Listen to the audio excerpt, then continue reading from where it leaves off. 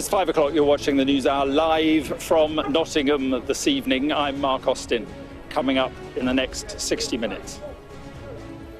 Police confirm 2 students from Nottingham University are among 3 people who have died in a series of attacks in the early hours of this morning. 2 of the victims were found in a city centre street and a third nearby. A 31-year-old man has been arrested on suspicion of murder.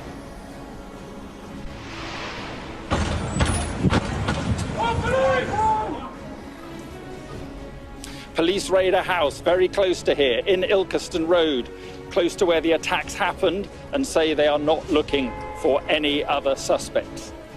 And in the last few minutes, forensic officers have arrived at the property. They've gone inside, presumably to conduct better and more accurate searches of what may be inside too. Now, this is, of course, a popular student area. There are a lot of student accommodation blocks around here. Sadly, we know 2 of those who've died were university students at the University of Nottingham. I've been speaking. It began just after 4 o'clock on Tuesday morning when police received a call to Ilkeston Road. And there, they found the bodies of Barnaby Webber and Grace O'Malley Kumar, both of course 19, both first-year students at the University of Nottingham. Officers were then called to Magdala Road in Mapley Park. And this is where the body of primary school site manager Ian Coates was discovered. It's thought the 65-year-old was attacked with a knife before his van was stolen. This van then hit 3 people. A man on Milton Street who was seriously injured. 2 others in the Sherwood Street area who received minor injuries. Well, shortly after this, police using a taser arrested a 31-year-old man on suspicion of murder, and he remains in custody. There is no backing away from his alleged crimes. An officer runs towards the van with a taser gun, seen here in his hand. He manages to open a door and fire the taser inside. You can see it in the corner, fully discharged. A second officer with a second taser rushes to help, before grabbing the suspect by his arm and wrestling him from the van.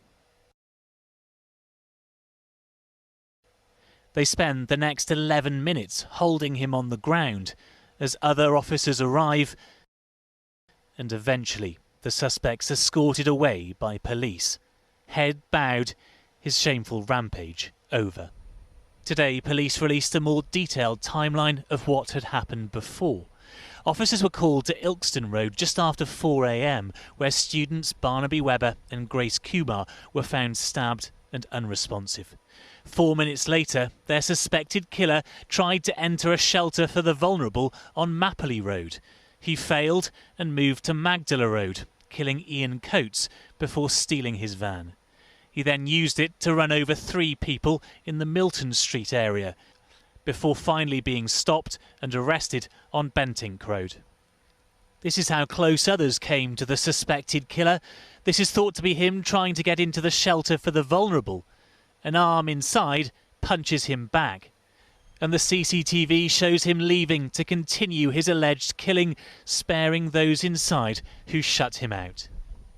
Open the curtains, normal. The latest information emerging is of a stabbing, the theft of a van, the murder of another man, and then the attempted murder, it would appear, of other individuals as well. And the man responsible for this, as far as the police are aware, is that migrant who has got a history of violence. Those are the facts as we understand them, Mark.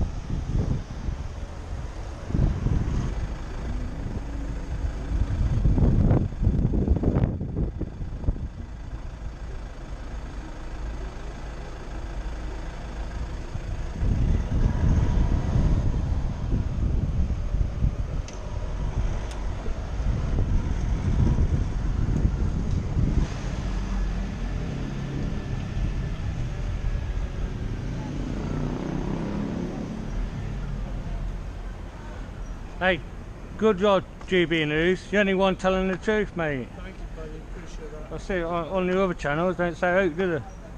But, Glad you're watching. yeah.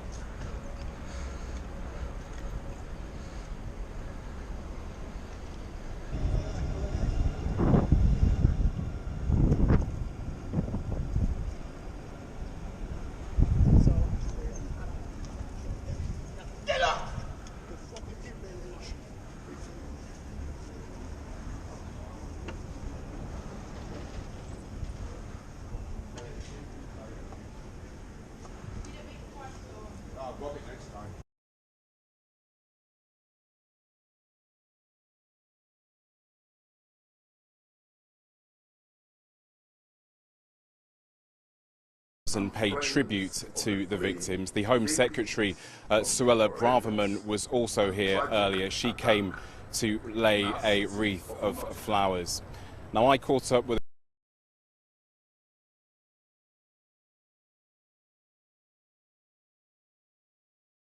The latest information emerging is of a stabbing, the theft of a van, the murder of another man, and then the attempted murder, it would appear, of other individuals as well. And the man responsible for this, as far as the police are aware, is that migrant who has got a history of violence. Those are the facts as we understand them, Mark. Those, at least the facts with regard to this man's origin and the history of violence are facts that we are confirming. The police have not confirmed those facts as yet.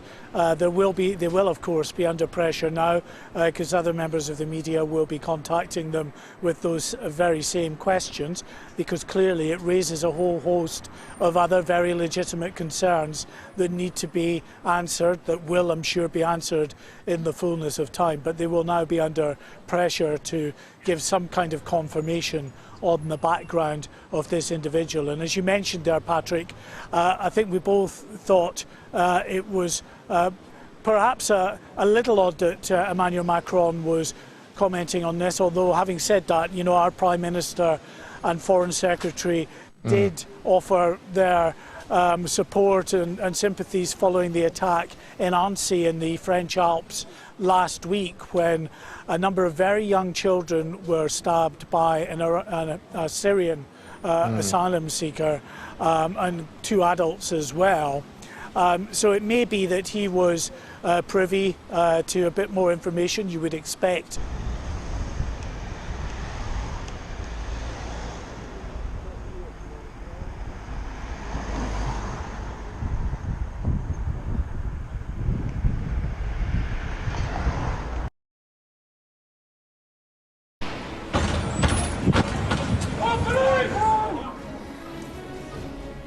Police raid a house very close to here. Since the attacks, Nottingham has experienced a collective sense of shock and grief.